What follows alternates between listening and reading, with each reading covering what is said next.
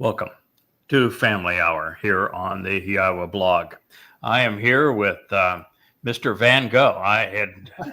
Didn't know he still had two ears, but that's the Kevin up there on the top with a beautiful Van Gogh behind him. A real artist, however, below him, that's Captain Kirk, and over in the pretty yellow top with Wookie doesn't even appear now because it's actually too low for the camera angle.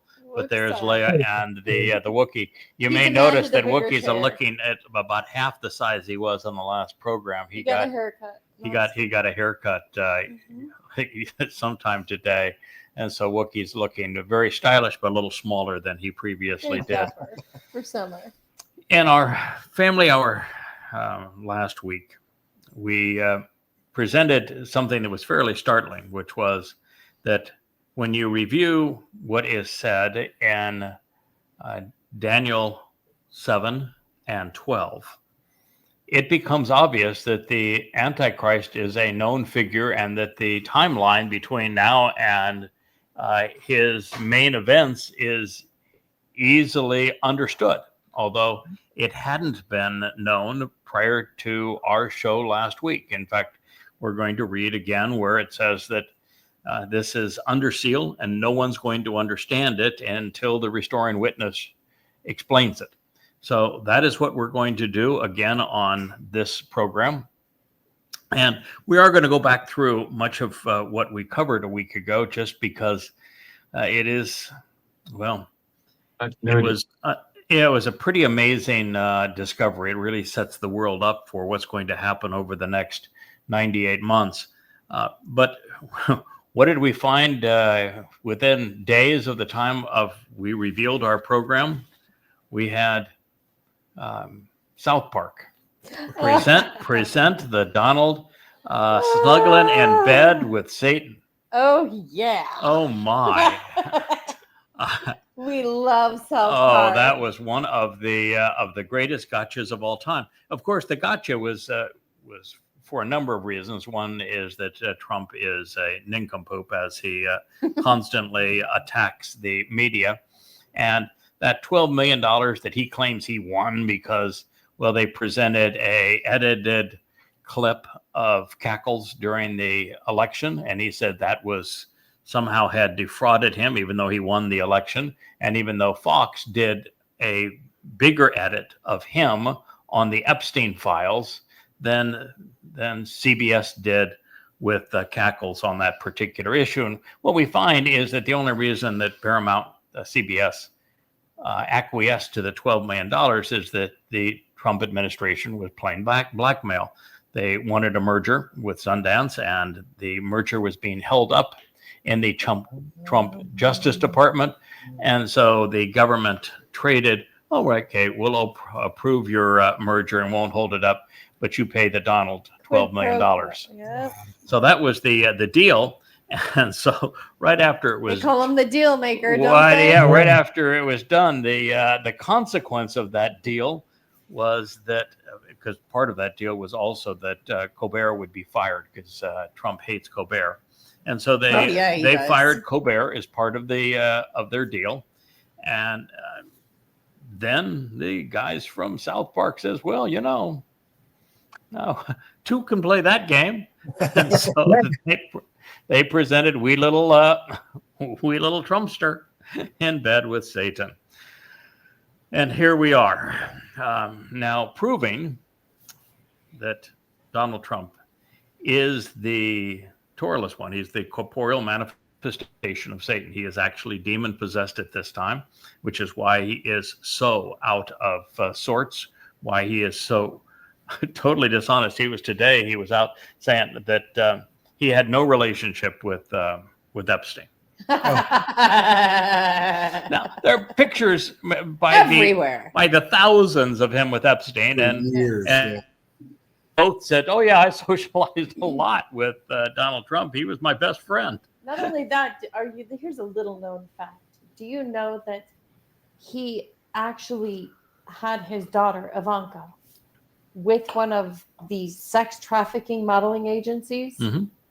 Yeah, He'd do it to his own daughter. well, he said that he was more sexually attracted to his daughter when his daughter was 12 years old than he was to his wife. Yeah, well, he's screwing America because he can't meet her. He had a lot in common with Muhammad. Mhm.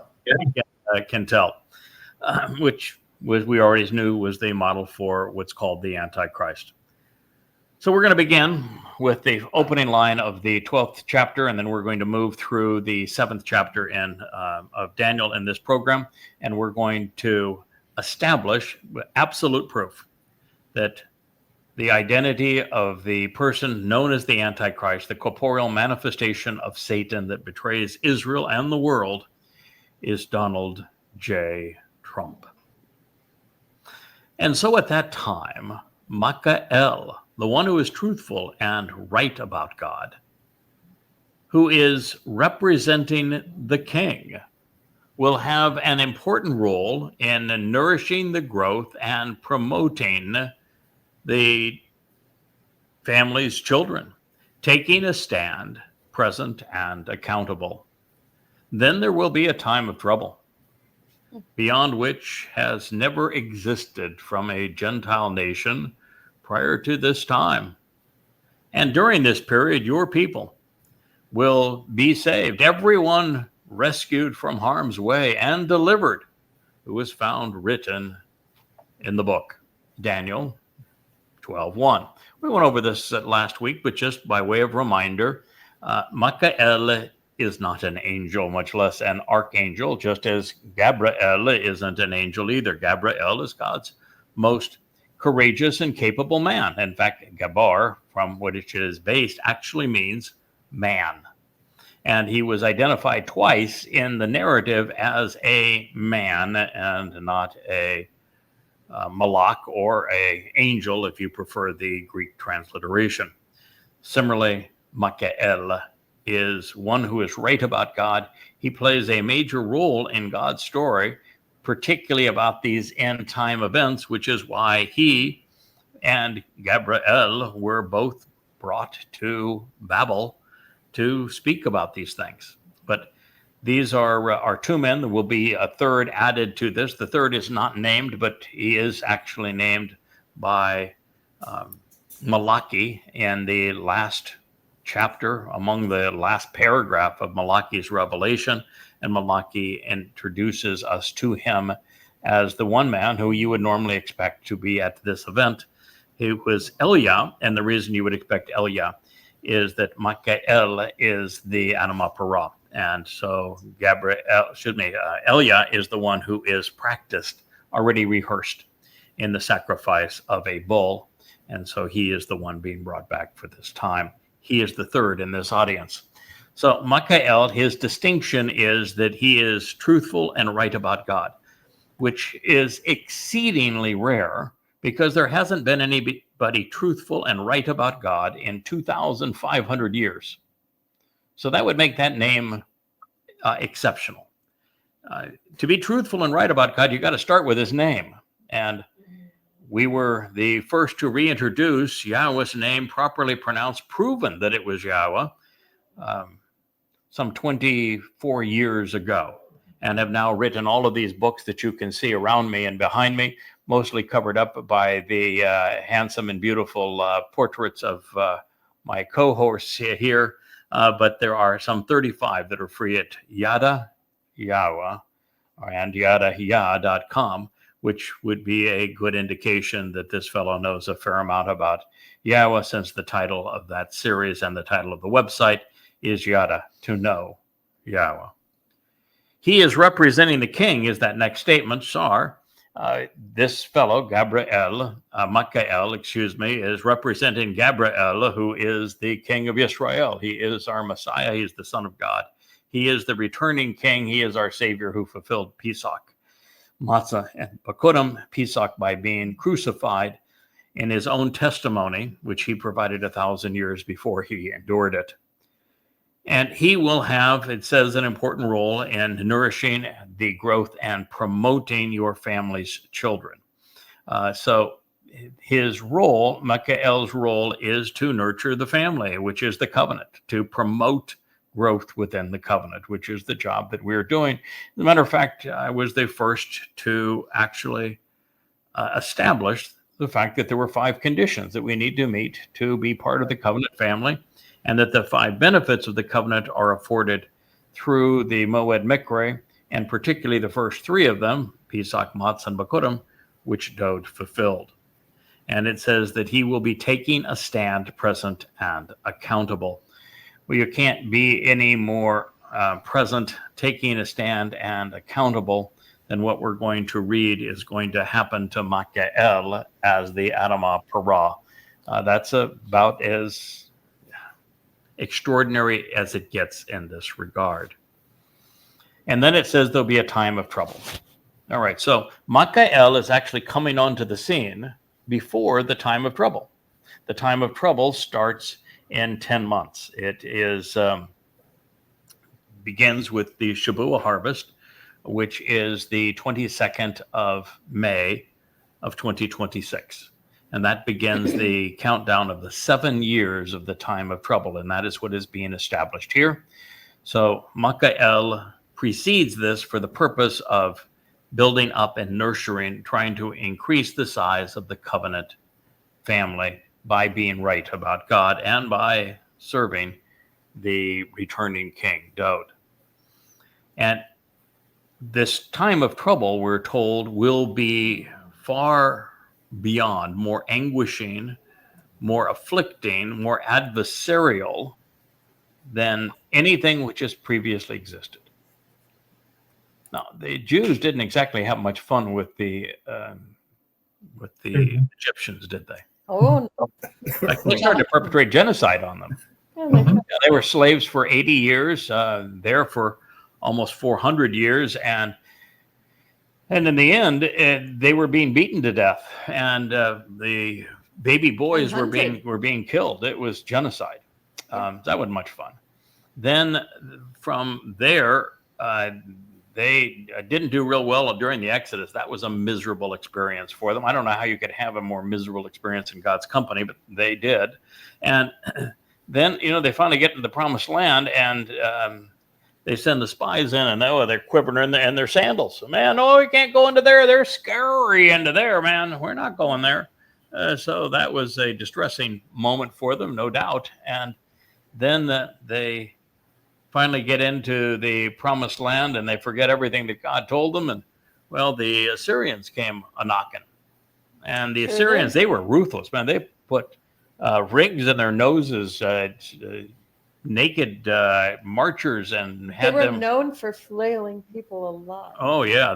They were really ruthless. It's hard to imagine much worse than that. And the first form of crude type of crucifixion. Yeah, by ropes, slowly to kill, but not by nails.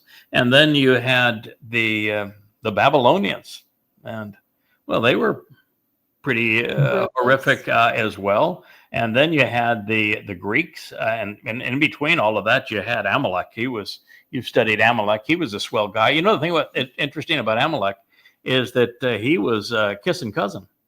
Amalek was a descendant of Esau, Jacob, and Esau. Grandson, wasn't he? Yeah, came in from the Sinai area, and so he was. Imagine that. Yeah, he was one of them.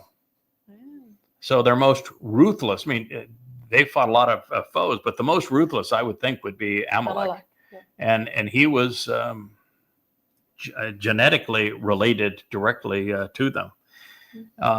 And that was a horrible experience. And then they are just experiencing one foe after another. The Philistines were ruthless. They were savage terrorists and invaders.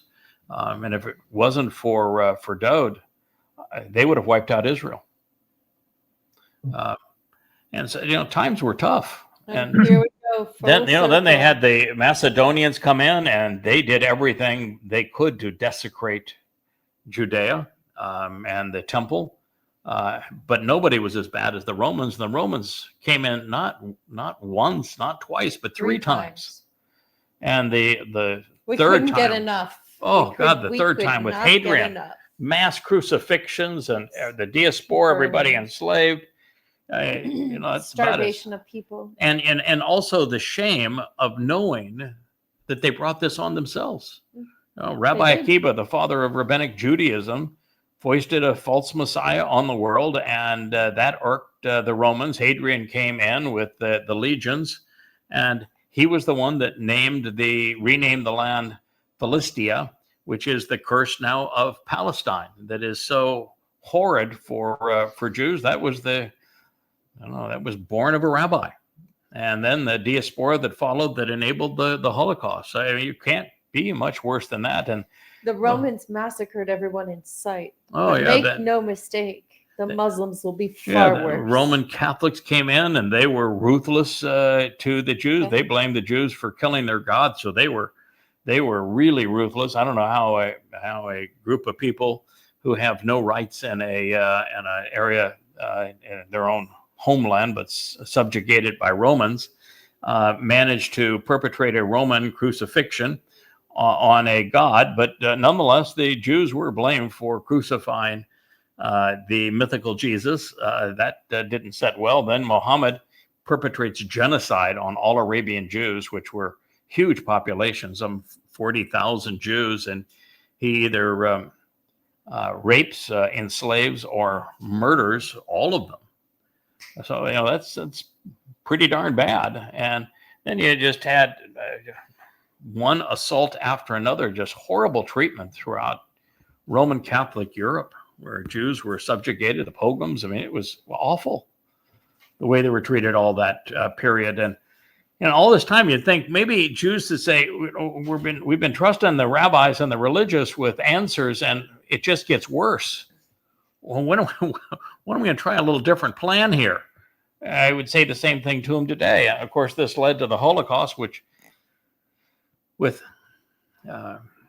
the Holy Roman Empire was just tragic. The Third Reich, it was just the worst treatment of a race in the history of the world.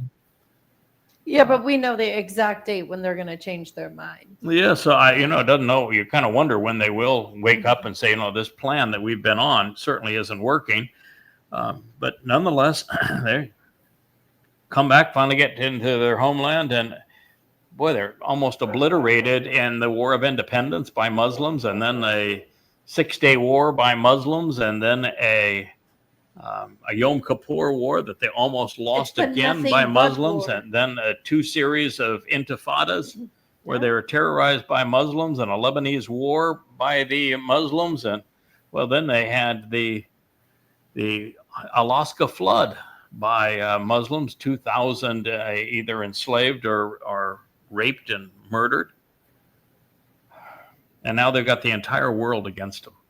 So now they're bombing Syria. Yeah, bombing Syria, bombing Lebanon, bombing Iran, bombing. They're acting like the Yemen, United States. They see enemies everywhere. Gaza. They are just convinced that they're going to engender their place in this world by bombing themselves into history, and all they're really doing is digging their own grave. But nonetheless, this is the time of trouble that is just beginning, and it's not going to even begin in earnest for another almost year. And look how bad it is already, where the world has turned against Israel. You can't find outside of a few people in Israel now that will stand for Israel, and it's been completely abandoned. We go on X and Facebook to support Israel, not the Israeli government, but to support Israel. The people of Israel, the chosen people. And oh my God, you're just surrounded by slime. And even the Israelites that have a pro-Israel pitch, they're defending their own suicide. So anyway, we're entering a time of trouble beyond which has ever existed before. This is confirmed, by the way, by both the prophet Yeshaya and Yoel. And it's going to be perpetrated by Gentiles, and it's going to begin prior to this time. Can I ask one quick question? You betcha. Well, Thank you. Well, I'm really, I really can't understand why this conversation you just had never takes place in Israel. They did have a Hezekiah moment. They were Mhm, surrounded. He did mhm, go to exactly where we went, mhm, where you went, mhm, we mhm, followed. He mhm, listen, go get the Torah. Let's read it and see what the deal is. Why mhm, does it mhm. never occur to anyone in Israel these days to? I know the answer. Okay, Leo.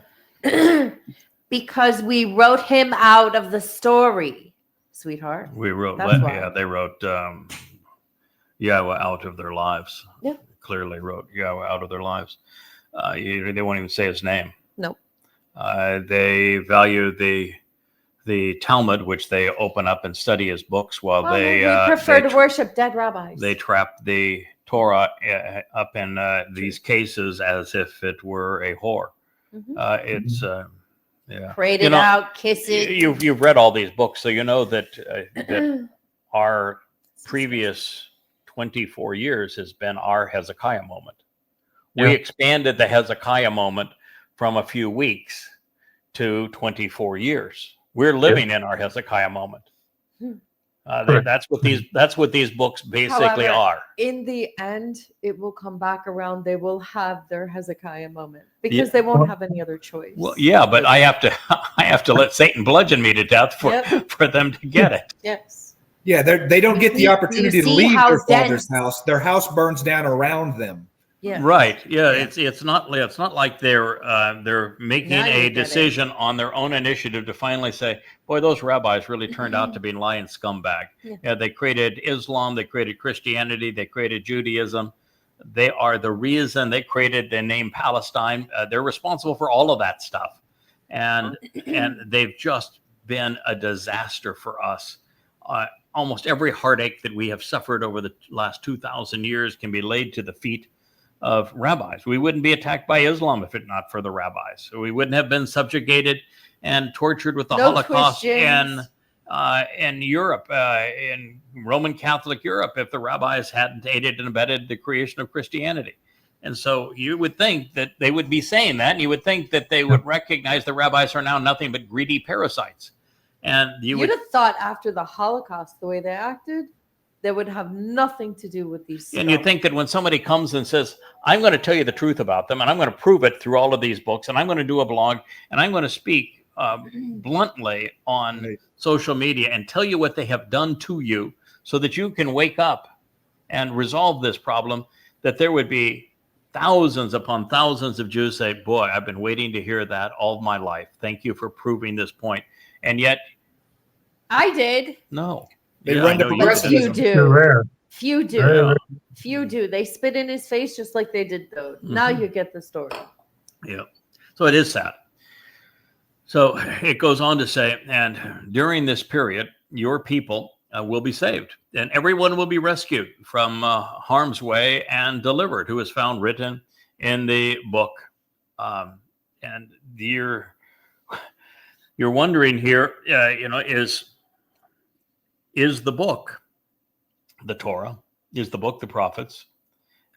And by being written into the book, are you someone who has studied what is written in the book and made it part of your life so that you are written in the book because you've literally incorporated the book into your life?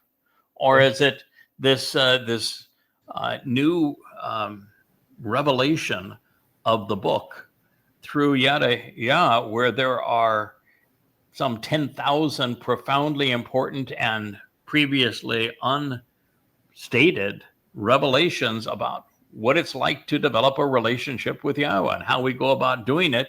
And so are those individuals who join with us as part of the covenant family and pursue what is in Yahowah's interest, are they writing themselves into our family of books? Right. Yeah, it could be all of these things, but nonetheless, they are finally rescued and delivered. They'll be spared, they'll be liberated, but it's, and they at the very end, after suffering so very much. And it says, many important and infamous individuals of those who are asleep in the dust of the earth will be awakened. and some to the restoration of life everlasting, and others to eternal scorn and shame, insults and reproach, accusations and censure. I have a few accusations. Do you? Yeah. Ho, Now, ho, ho. My view of this, as we try to establish the timing, is that this is going to occur when there are many Israelites that are, and Goyim as well, that are spared and liberated during the Shabbat harvest, which is what's occurring here in 10 months, and to begin the time of troubles.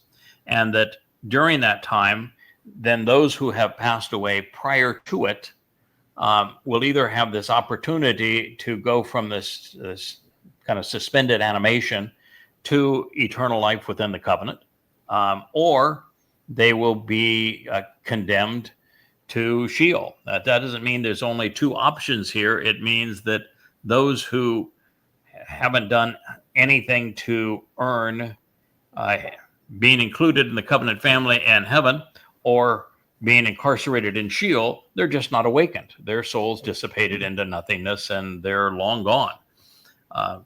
So this will be a time where we will be able to make that determination as to who goes where, and we'll sort that all out during this 3.5 years from the Shabbat harvest to the time that we are, particularly Elia and myself, are repositioned to convey God's story. So those who have eternal scorn and shame, insults and reproach, accusation and censure, a contempt that will be for having been abhorrent and appalling.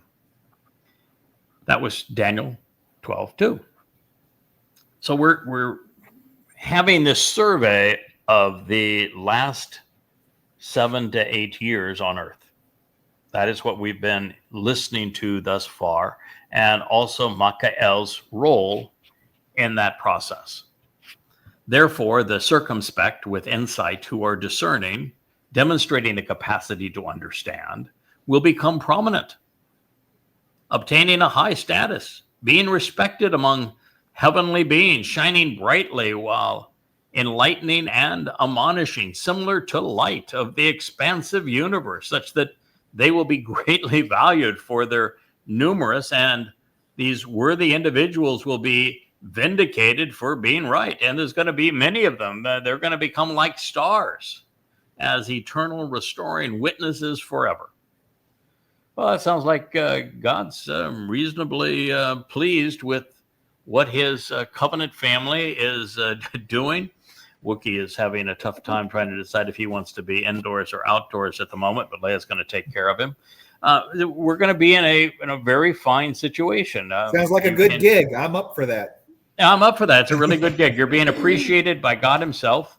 You're being transformed into light energy, which means you can go travel around the universe and explore it. And you're going to be highly valued. You're going to be vindicated. You're going to continue in the role of witnesses to, and there'd be a lot of people to witness to, because you're going to have the goy that make it into the millennial Shabbat. You're going to have that final mortal remnant of Yisrael. And, between the two of them, they're not going to know enough to even be dangerous. They're going to be there because they weren't religious and political, but they're blank slates to write God's story on. And so we'll be witnessing to them and to the children that they conceive over that 1,000-year period. And so those who earned this unique opportunity are going to be those who today are circumspect, who are discerning, and those who are devoted to serving in this capacity. I'm very observant. Now, Daniel was not among those individuals. Oh my God. As Daniel was clueless, but look, I could see Daniel's point. Like, he's living in Babylon, living his best life, and along come these two guys. He's like, wait, what? Well, he wasn't exactly living What's his going best. to happen? He wasn't living his best life. He was living the best that a slave could live in Babylon. He was a valued slave, but nonetheless, he was a slave. He had it better than most. He did, but he wasn't better than most. He had it better than most. He wasn't better than most. As for you, Daniel, just seal up this testimony.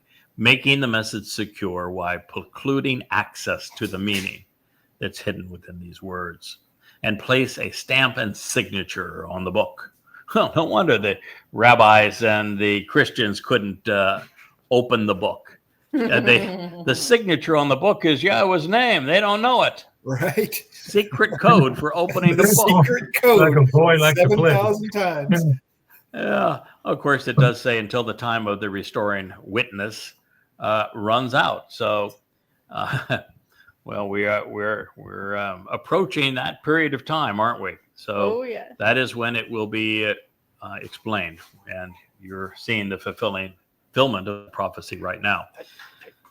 Many, and notably rabbis and others who are infamous and exalted, will wander about aimlessly as if they were rowing up a waterfall, even with access to information, which leads to understanding becoming more prevalent. Yeah, they're going to, all this information has always been there, and more has been given to us, and yet the religious continue to be blind. They have written all manner of lies covering up the truth. That was Daniel 12:4. And it goes on to say, then I, Daniel, looked, and behold, two in the end were present, appointed, and accounted for, supported while taking a stand. The reason I paused there is that Wookie and Asher were playing with the cables that go from the camera and from my laptop here. And that would have been quite the crash on this program, as well as many thousands of dollars worth of oops. So I was a bit nervous. Then I, Daniel, looked, and behold, the two in the end. Now the two in the end are the two witnesses. That's why witnesses were plural in that last statement. There are two witnesses. We know about the two olive trees aside the menorah in the end, and one of them is named Elia. The other is named here as Michael. So I, Daniel, I looked, and behold, the two in the end. He's just used the term ad for restoring witnesses. And present, appointed, and accounted for, supported while taking a stand. And one individual was now present here. Yeah, he's just talked already about him, naming him as Michael. And by the way, that means that he is an individual. He is a man. And he is present here as the means to channel speech and convey this message. He serves as lips, which form the words to convey what we're now hearing. And the other person was simultaneously present close by as a conduit for words as well, verbally expressive lips flowing with language. The verbally expressive lips, well, that would be Elia. He is the most expressive speaker probably of all time. You want to roast a bull? That's how you do it. Well, he's unfiltered. He is, yes. He is the I identify most with Elia. most sarcastic in the world when it comes to roasting bulls and embarrassing the religious and political. Then he said to the individual of linen garments. Now, the individual of linen garments, that fellow, he would be David. He is the one who is returning on Yom Kippurim to anoint the mercy seat of the Ark of the Covenant with the bulls and goats' blood. And to do that, he has to be dressed as the high priest, which he has done previously. Oh, yeah. This will not be the first time he has done this. Nope. He's also rehearsed. In the end, there's really only one guy that's not totally rehearsed, but mostly rehearsed. Elia is completely rehearsed in his job. He's done it all before. And Dode has rehearsed in his job. Michael. You're the newbie. Yeah, maybe a newbie, but you're right. The 5 volumes of Goddamn Religion on Islam and the 5 volumes on Twistianity, and you've written and rewritten those books multiple times. And you write a book on Satan's autobiography, which is really important for understanding what's going to happen in these last days, called Babel. Somewhere along the line, you're no longer rehearsing. You have done all of this previously. And then when talking about God, you've got another 25 books that are devoted to conveying Yahweh's testimony from the oldest extant It's quite the sources. CV. So here we are. We have done, and in fact, what would you call these programs? If you're looking into the camera and speaking among friends to the world, isn't that a rehearsal for what we're going to do on the Temple Mount as the two witnesses? So maybe all three have. I'd say we got about Practice. 500 hours of content by now. By now, I would bet every bit of 500 hours of content for the Iowa blog. We've been busy. So the Busy little individual, bees. the individual of linen garments, who, for the benefit of the relationship, was from the dimension above and beyond. Dode is coming down, or did come down at this time from heaven. He had been in heaven for some 400 years, 350 prior to this particular meeting. It's a long time to be patient for people to wake up. Yes. And it says here, beyond the source of the waters of the stream. The reason that waters and stream will be mentioned in several places here is that it's the waters that Yahweh provides that cleanse his people, provide new life. They are associated not only with the sacrifice of the Adam of Parah, which is wrongly thought to be the red heifer, but also of how the sacrifice will transpire on Towrah that resolves the religious guilt of the mortal remnant of Yisrael. And he is going to be doused in water as the flames are ignited, so that the adulterous woman of Israel is purged. So from the source of the waters of the stream, how long will this restoring witness be until the end? So the question now is, we have the witnesses, and how long are they going to be here until the end? That's the question that is being asked. Of these distinguishing and intensely wonderful explanations and astounding communications of things that would otherwise be difficult to understand. So he's basically saying this guy knows. Well, it's Yada. Yeah, but knows. I think it's Pele, and Honey. this is something that is a little, not a little. It's a lot different. Speech is very seldom called Pele, amazing, extraordinary, exceptional, almost miraculous. But the reason that it is now being called as such, as the two fellows, Mikael, who is Yada, and Elia, are not going to be average Joes. When God says, "I got a couple of fellas," I'm gonna make this. I got a couple of guys. Mm-hmm. Well, these guys are coming from Shamaim. Elia has already been there by this time, 3.5 years shy of 2,888. That's a fair amount of time to get your act together. There is no question that's going to be asked that he won't know the answer to by that time, right? And he's going to be schooled by Yahowah. Yeah. So, and powerful. We'll have You the think he Torah was- inside of us. Oh, you think he was articulate and humorous and spectacular previously? He ain't saying nothing yet. Wait till you get a load of them 2.0. Oh man, and I think my explanations have been pretty intense, and many of them astounding in terms of recognizing that Dode is the Messiah, the Son of God, who fulfilled Passover as the Lamb by announcing that he would be crucified, and then telling us the exact date he was going to arrive to do this. I mean, that's a pretty astounding explanation. But there's something way beyond that. When these two guys come, they're going to speak in such a way that no matter what language you process information, you're going to hear it in that language.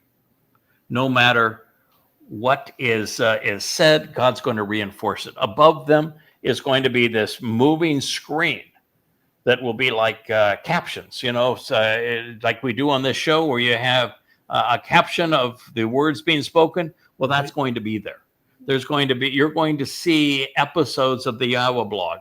Yahowah says, I'm going to raise this banner, And this banner is going to be like this moving scroll. He actually gives the dimensions of it as it Like a billboard, yeah. flies and hovers above these two individuals.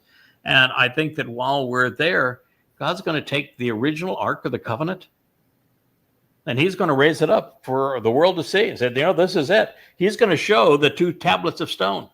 Well, that's what it's going to take because our people are stupid. There and only about 7,000 of them are going to acquiesce to all of that show and tell, if you will. Wow. I'll tell. Can we stick a pin in it? I want to explain something. Mm-hmm. If this man was not good at explaining the Torah correctly, I would not be sitting in this chair. Mm-hmm. To know something is to treat the text ethically. He's the only person I've ever come into on the face of this planet. And looking back throughout Jewish history at all of our so-called sages, they're all full of it. When you're able to hear the story as it was meant to be known, you will sit in a chair just like mine. And it is way better on this side. No more guilt, no more, where's my next enemy coming from? Just you in a relationship with Yahweh. It is so much more calming. Well, you with Leah, it's been, I don't know, 18, 19 years of Torah teaching together. And Kirk, it's about the same amount of time with you, Kevin. Not quite that much, but I'm a baby. I mean, we've been through it. Rich over here, almost as much. And do any of us have any fear about the future? No. No, I can tell you what Israel is at right now. She is scared and she is turning her sons into killers. Yeah. And it breaks my heart. She's killing her sons. Yes. When we look at our most recent presentations of the Torah, of how we went from Yeshaya 17 into about the Parah, and then reinforced it with Yeshaya 11 on the Choter being the Parah, and then took that into Numbers 19 on the Parah, and then explained that this will be a reactment on Towrah based upon what Eliah did and his roast of the religious and political elements of Israel when he roasted the bull. And then we explained how that resolved the issue of the adulterous woman, explaining that the adulterous woman is the mortal remnant of Yisrael. And that groom who wants his bride back, that would be Dode. That's King Dode. And then we talked about this most amazing story in between, two of them, Numbers 11 and Numbers 12, about the ultimate meltdown where both God and Moshe give up on the children of Israel because they're that belligerent. And that how when somebody claimed that they too spoke for God, what God's response was when he says, no, if you speak for me, you know it. And I've made it clear that you speak for me. And